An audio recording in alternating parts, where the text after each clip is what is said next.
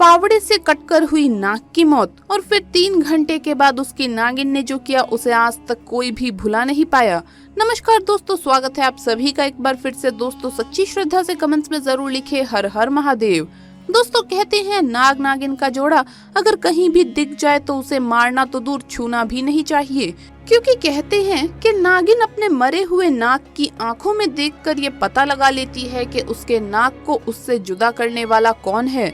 और जब तक नागिन अपना बदला पूरा न कर ले वो चैन से नहीं रहती। और ऐसा ही कुछ हुआ छत्तीसगढ़ के एक छोटे से गांव कमरिया में, जहां पर सत्य प्रकाश नाम के एक व्यक्ति से नाग की मौत हो गई। और फिर जो उसके साथ हुआ वो देखकर आप भी कांपने लगेंगे। दोस्तों आगे बढ़ने से पहले आपसे रिक्वेस्ट है कि वीडियो को लाइक करें, अपने दोस्तों के साथ शेयर करें और अगर आपने अभी तक चैनल को सब्सक्राइब नहीं किया तो सब्सक्राइब करके बेल आइकन जरूर प्रेस कर लें। दोस्तों छत्तीसगढ़ में कमरिया नाम का एक छोटा सा गांव है, जहां पर एक नागिन ने अपने नाग की मौत पर ऐसा कारनामा किया जिसे देखकर हर किसी के पसीने छूट गए। दरअसल इस गांव में खेत ही खेत है, जिसमें वहां के स्थानीय लोग खेती बाड़ी करके अपना पालन पोषण करते थे। दोस्तों एक दिन एक नाग नागिन का जोड़ा उस गांव में भ्रमण करते हुए वहां के खेतों में पहुंच गया। 3 दिन तक वो जोड़ा खेत के चक्कर लगाता रहा। कई लोगों ने तो उन्हें देखा भी और उनके मन में इनका डर बैठ गया। ऐसे में कुछ लोगों को खेत में जाने से डर लगने लगा, लेकिन 3 दिन बीत जाने के बाद लोगों को वो नाग नागिन का जोड़ा खेत में नजर नहीं आया और फिर से बिना डरे वो अपने काम में जुट गए। एक दिन भरी दोपहर में सत्य प्रकाश अपने खेत में फावड़े से काम कर रहा था। वहीं वो नाग नागिन एक दूसरे से बिछड़ गए और नाग अकेले नागिन को ढूंढने लगा। नागिन को ढूंढते ढूंढते नाग उसी जगह पहुंच गया जहां खेत में सत्य प्रकाश फावड़े से काम कर रहा था और अचानक से उसके फावड़े के नीचे नाग का सिर आकर कट गया। ये देखकर सत्य प्रकाश के पसीने छूट गए और वो जोर जोर से चिल्लाने लगा।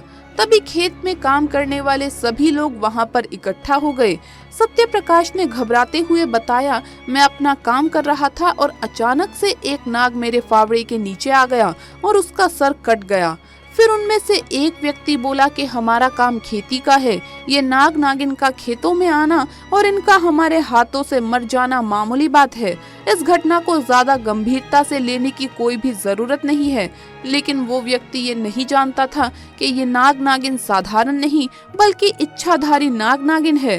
दोस्तों उसकी बातें सुनकर अन्य गाँव वासी भी उसकी हाँ में हाँ मिलाकर कहने लगे कि ये सच है, हमें नाग नागिन के मरने से डरना नहीं चाहिए, ये तो हमारा काम है।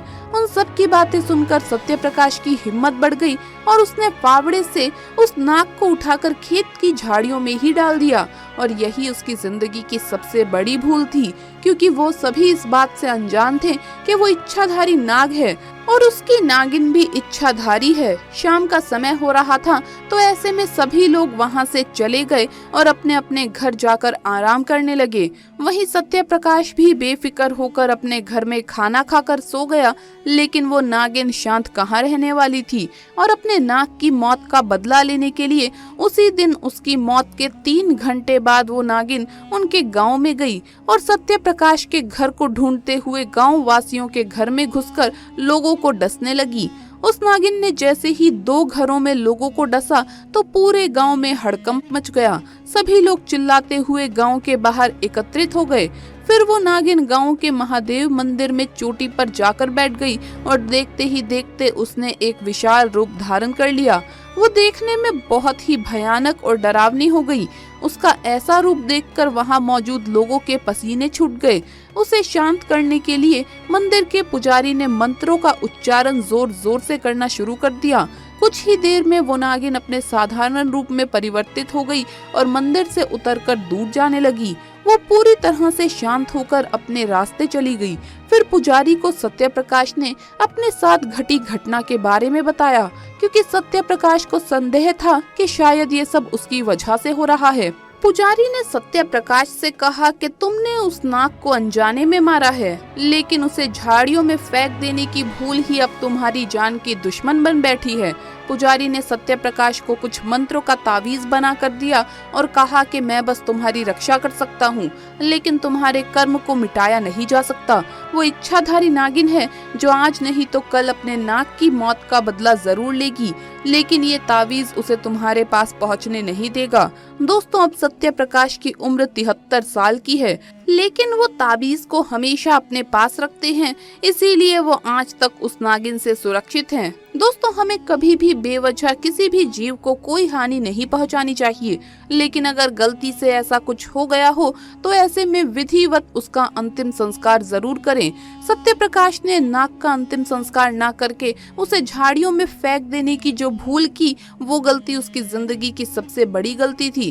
दोस्तों, इसी बात पर सच्ची श्रद्धा से कमेंट्स में जरूर लिखे हर हर महादेव। वीडियो अगर अच्छा लगा हो तो इसे लाइक कर अपने दोस्तों के साथ शेयर करें, और अगर आपने अभी तक चैनल को सब्सक्राइब नहीं किया तो सब्सक्राइब करके बेल आइकन जरूर प्रेस कर लें। जल्द मुलाकात होगी अगली वीडियो में। हर हर महादेव, जय महाकाल।